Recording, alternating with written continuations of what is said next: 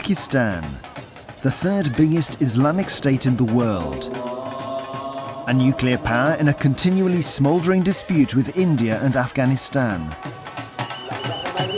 A key player on the international arena in the battle between moderate Islam and radical fundamentalism. What direction will it take?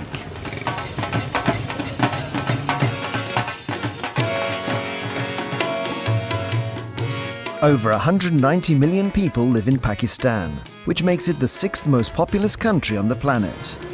It is also a very young society. The average age and life expectancy are respectively 22 and 66 years, with a high population growth rate.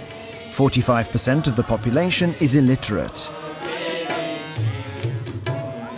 The people make up a very diverse ethnic mosaic, from Punjabis who hold the majority of administrative posts, through inhabitants of the largely agricultural Sindh province, governed by wealthy landowners, to Baluch and Pathans from the less accessible mountainous areas of the northwest, clans who live according to their own tribal laws.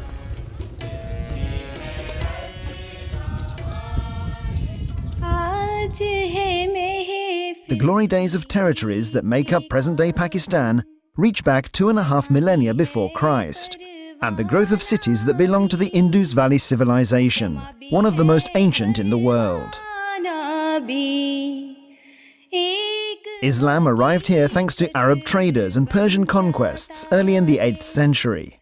Whilst in the 16th and 17th centuries, the Islamic Mughal Empire prospered in these areas. 100 years later, the East India Company began operating in India and gradually took control over a territory that subsequently in the 19th century became the British Raj, with Queen Victoria as Empress of India. The colonial period ended in 1947 with the breakup of the country and the creation of the Islamic Republic of Pakistan for India's Muslims. The dialogue with India remains a serious challenge for Pakistan's leadership. The dispute over Kashmir, unresolved since partition, has already resulted in 2 armed conflicts. The Third War ended in 1971 with East Pakistan gaining independence as Bangladesh. Kashmir continues to suffer border skirmishes and both countries are in possession of a nuclear weapon.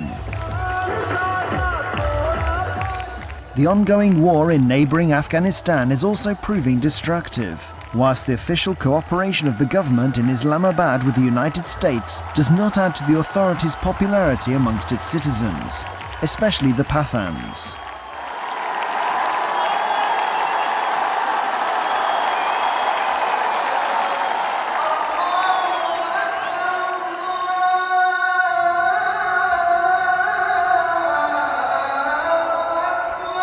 "95% of Pakistanis are Muslim, of which 75% are Sunni and 20% Shia.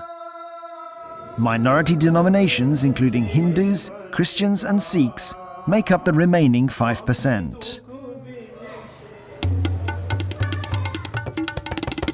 Muhammad Ali Jinnah, Pakistan's founding father, was an English-educated, not especially religious lawyer. He aimed to create a secular state in which Islam was to have a unifying influence. A country with a multi-ethnic society, with equality before the law guaranteed for all citizens, irrespective of religious belief. The situation began to change in 1974 when Zulfikar Ali Bhutto's government, in response to pressure from the religious right, recognized the minority Islamic Ahmadiyya community to be non-Muslim. Any signs of tolerance were finally buried in the 1980s by General Zia-ul-Haq's government, who formed an alliance with radical imams and conservatives in the military and subsequently introduced elements of Islamic Sharia law. In spite of its 65-year history, Pakistan continues to look for direction. The country has already survived several government and military coups, as well as the assassinations of high-level politicians. The showdown between those in favour of a secular government, preferred by the educated modern elite and elements in the armed forces, and fundamentalist Muslims wanting to create a religious state based on Sharia law, continues unabated.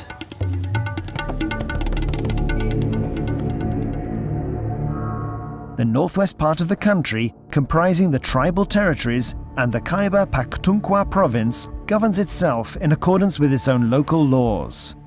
As a consequence, an unremitting civil war continues to be fought between government forces and the Pakistani Taliban, who support the Afghan Jihad and Al-Qaeda. The dispute over Islam's role in the political process deepens as a consequence of the Afghan war and becomes ever more radical. Terrorist bomb attacks, bloody riots, and targeted killings are the order of the day. Crimes involving financial corruption and the drug trade proliferate. Those who suffer most are poor Pakistanis and religious minorities: Shiite, Sikh, Hindu, and Christian. From the beginning, we have been a very small minority, about 2%. And now the certain factors like the increasing of Islamic extremism and intolerance, we find ourselves in a very difficult situation. There have been attacks on churches, many cases of blasphemy, as a result of which there's been a lot of violence against Christians. Accusations of blasphemous acts against the Prophet Muhammad or abuse of the Quran are not only directed at Christians. Muslims are even more impacted by the blasphemy law. But in the case of Christians, this law continues to be used as an instrument that not only legitimizes the elimination of individuals, but of whole Christian communities. Penalty for blasphemy is death, following hasty rulings in lower courts, based on fabricated evidence and pressure of local imams and an over-enthused crowd.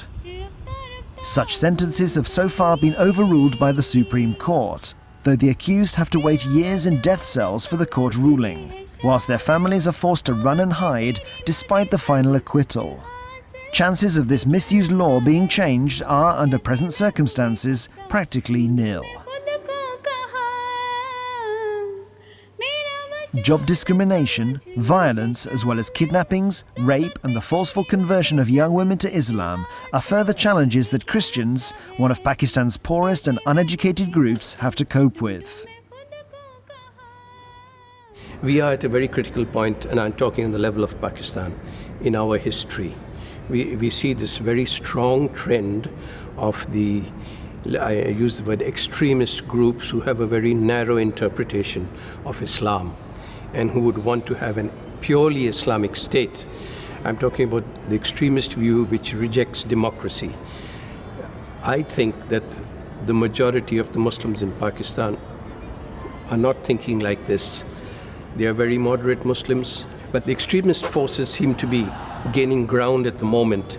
Gaining ground not by winning the minds of the people, but by using forceful and violent tactics.